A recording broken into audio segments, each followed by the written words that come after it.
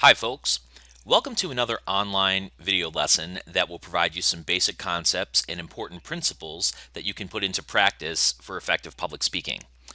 This video is going to consider a relatively simple yet very important set of ideas introducing us to the concept of public speaking.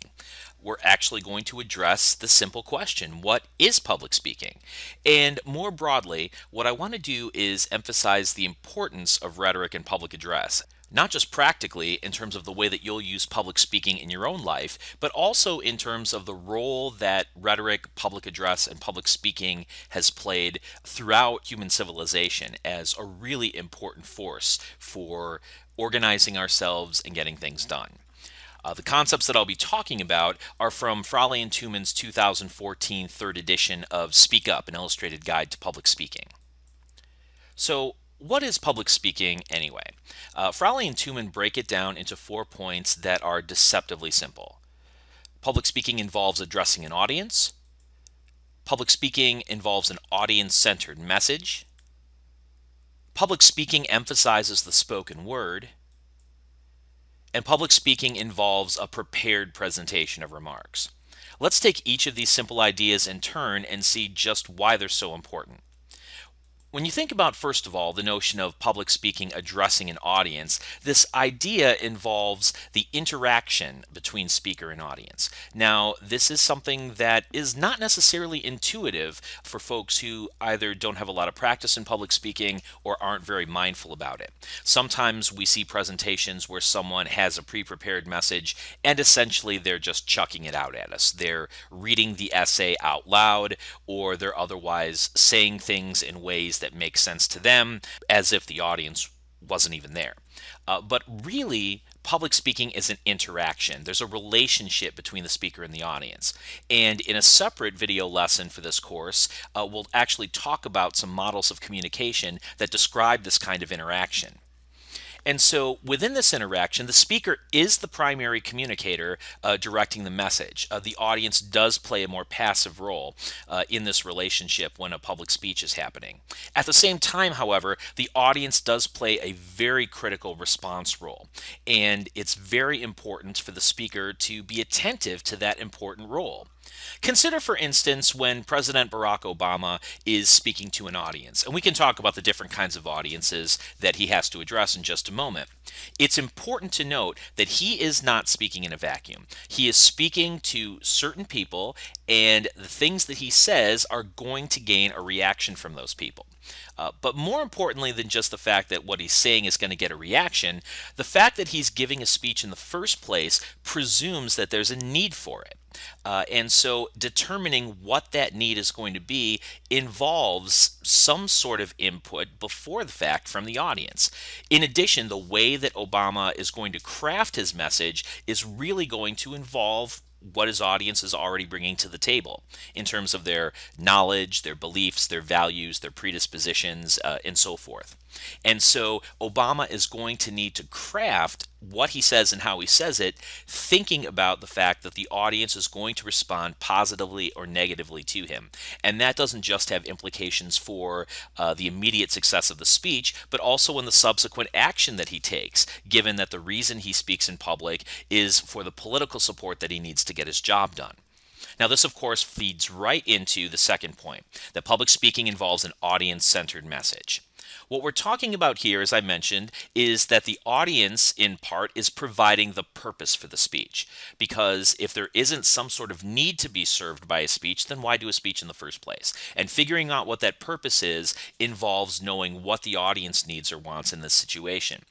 And so, given the audience, the speaker has to consider who they are and what they're bringing to the table for all of the rhetorical choices that they're going to make in putting together and presenting the speech. Everything from topic selection to the content that goes into the speech, the style that's used in the language and other sorts of presentation aids, as well as the verbal and the non-vocal delivery that's used to actually present the speech itself. All of these variables are going to need to take into account who the audience is, what they're looking for, how they're going to interpret the message, and what the possible responses might be. So think about the various kinds of audiences that a president might have to address. In any given week, let alone any given month, President Obama might be addressing thousands of people in a huge public event overseas. He may be presenting a smaller sized rally or event at a place like a university campus.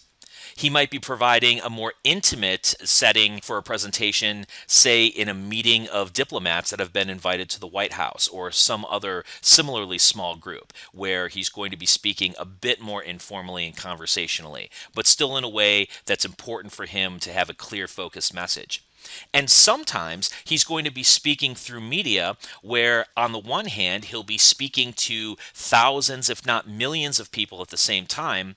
But at the same time, because he's speaking on television or a similar medium, he's going to need to use a presentation style that's going to be effective for folks that are watching him intimately in their living room. Now, each different audience in each situation is going to provide a different set of challenges and opportunities for a public speaker.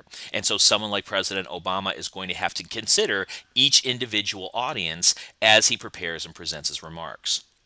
The third element we have to consider is that public speaking involves an emphasis on the spoken word. And that seems pretty darn obvious, right? Public speaking is, after all, speaking in public. So the idea that verbal language is going to drive the message, on the one hand, seems like a duh point, right? Of course it does. It's important to know that this is still a significant way of thinking about communication that a lot of us don't necessarily think about intentionally. The idea that presentation aids are available to us is great, but we need to remember, and anybody who's seen a boring PowerPoint presentation can tell you, that the presentation aid needs to supplement the message but never dominate the message, because what's most important is what's being said. It is the vocal delivery of the verbal message that's absolutely important. Another reason to attend to this is the reality that, again, a lot of folks don't necessarily think about, and that's that spoken language is different than written language. The way that it's composed, its tone, its grammar and meter is very different. Spoken language, for instance, tends to be a bit more informal and conversational and a bit less grammatically rigorous than written language is. So we need to think about the differences. So when presidents speak, sometimes their words have to be very precise and leaning more towards the end of the written word as opposed to the spoken word is something that a president has to do. In a State of the Union address or another important kind of public policy address that he might be making on an important issue, the specific words that a president says matter.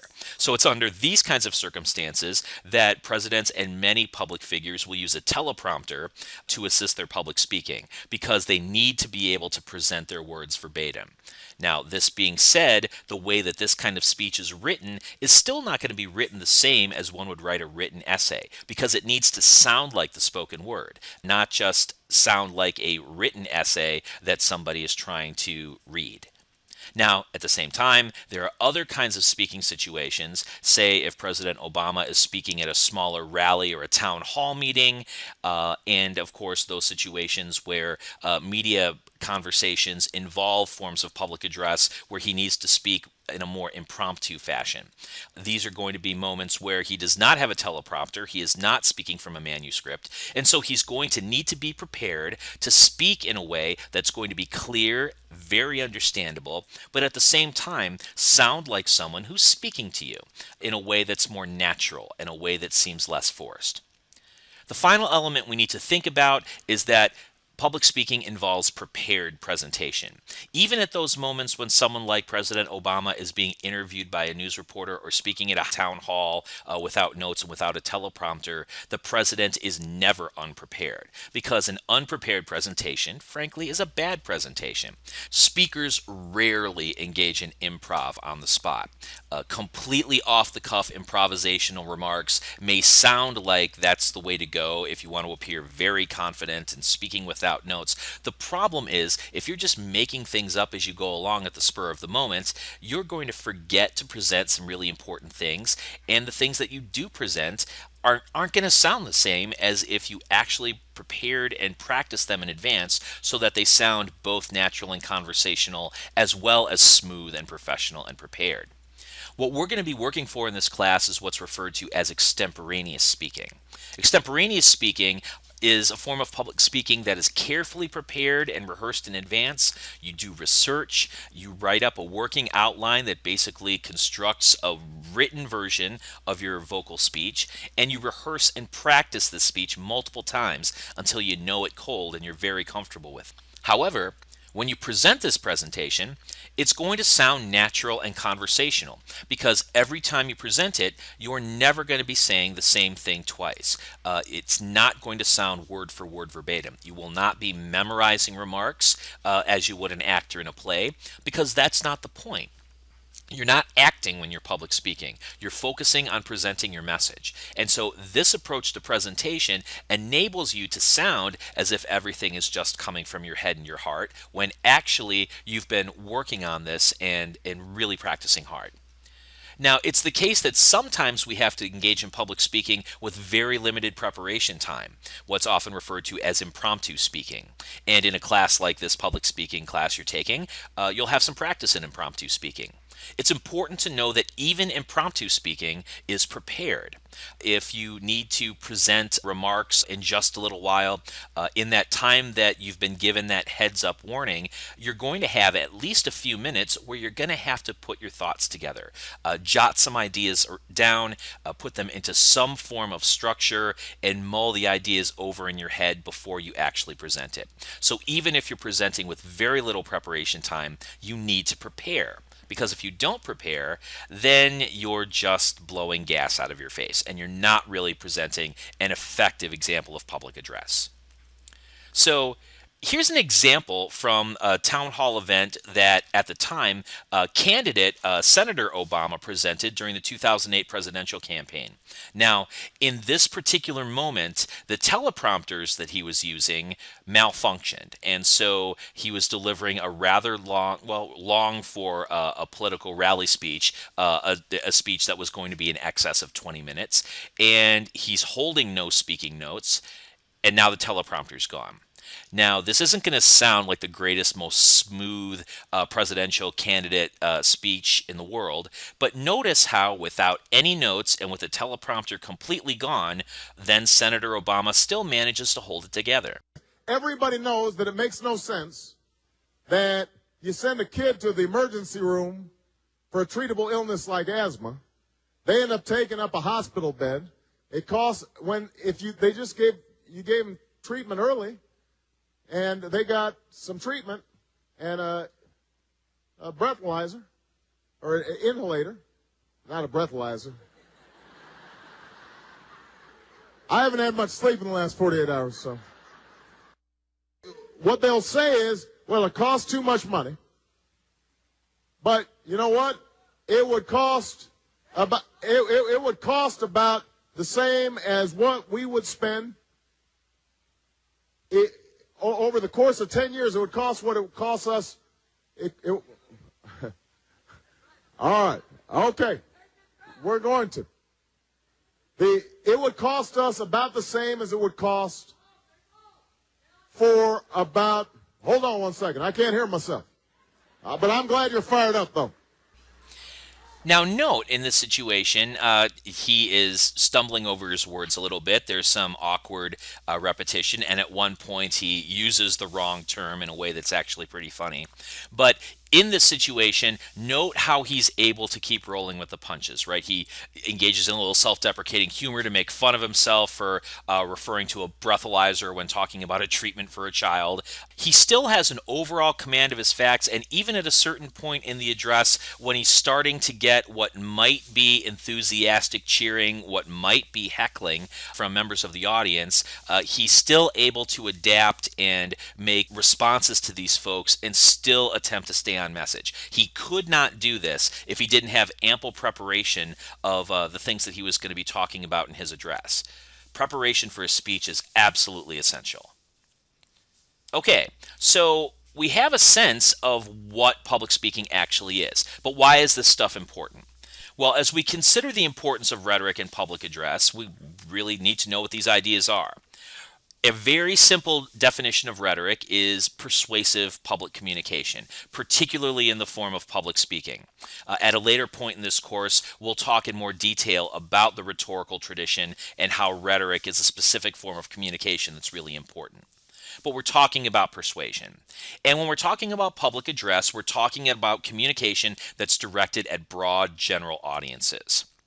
Rhetoric in public address has been something that has been at the core of education of everyday citizens since at least the ancient Greeks and Romans. This is part of what would come to constitute during the Renaissance as a liberal arts education as long as we've had Western civilization. So you've got folks such as Plato and Aristotle, while they were considering things like philosophy and politics and laws and ethics, were also considering rhetoric and public speaking as something absolutely important, not just for public reasons, but for philosophical and moral reasons as well. And when you consider the history of our world, particularly the history of our nation, we think about these moments where crucial public controversies have had to have been negotiated, and it is rhetoric and public address, persuasion and argument and public speaking that often plays a crucial role in negotiating these controversies. And when we consider the ways in which democratic rights and freedoms and social justice has extended to various parts of our population over the years, the capacity to be able to speak in public has been central to that. So, if we consider, for instance, during the 19th century, the expansion of access to public speaking and public address to women and to people of color, folks like Elizabeth Cady Stanton on the left, Sojourner Truth on the right, the ability to be able to be seen as a legitimate public advocate that has access to the public sphere and able to engage in public speaking to try to persuade publics about their point of view is an absolutely fundamental part of our democratic freedoms. And so when we consider all of this stuff, we also need to keep in mind the absolute importance that public speaking has in our everyday lives, particularly in your education and the careers you may pursue after school. Now, just because we can talk about rhetoric in terms involving Aristotle and Abraham Lincoln and Sojourner Truth, we can also talk about the ways in which public speaking makes absolutely essential contributions to the way that the various occupations and professions in our economy operates. Everything from sales to management to the practice of law to the practice of education, all of which absolutely hinges on public speaking. So the extent to which you can learn these skills and apply them in future studies and careers is absolutely going to be a positive force for your future.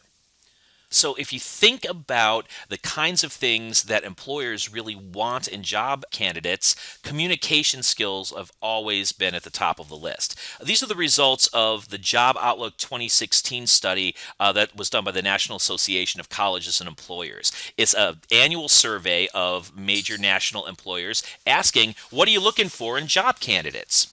Consider these top desired attributes: leadership, teamwork, written communication, and so on and so forth.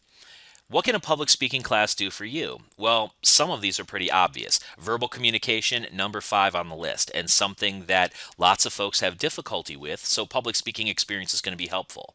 But let's look a little bit further. Think about attributes such as written communication, which has absolute connections to the way that you prepare speeches. And then other attributes such as problem solving, flexibility and adaptability, detail orientation, organizational ability, and creativity. All of these things are involved in the process of brainstorming and constructing and presenting public speeches. And then there's more. Things like interpersonal skills, tactfulness, being outgoing and friendly. The more confident you get about your capacity to communicate involves improvements in the way that you're able to interact with other people. And then, of course, there's teamwork. When we engage in the preparation and presentation of public speeches that involve collaborative teams, we develop this skill as well. And of course, all of these skills and attributes develop absolutely important variables that add up to effective leadership, which is the number one desired attribute that employers want these days. So obviously, the kinds of skills and dispositions you can get in a public speaking class are absolutely valuable. So when you think about what you're accomplishing in a class where seemingly simple things are happening, you're preparing speeches on familiar and simple topics and you're delivering them to a room full of students, how meaningful can that be? Well, if I was to tell you that this is a fundamental component of human communication and absolutely central not only to every career and profession that's out there, but also to the history and political development of Western civilization, I wouldn't be exaggerating. That's what public speaking does. And if you can get a command of these skills, this is the sort of thing that's going to be absolutely useful to you as you look for those opportunities in the future. All right, so in this lesson, we've talked a bit about what communication through public speaking is about, and in future lessons, we'll talk about this relationship between a speaker and an audience. And the other thing that we really emphasized is that rhetoric and public address are crucial for both engaged citizenship and career success. If you've got any questions about these ideas, please feel free to let me know. Otherwise, I'll see you next time.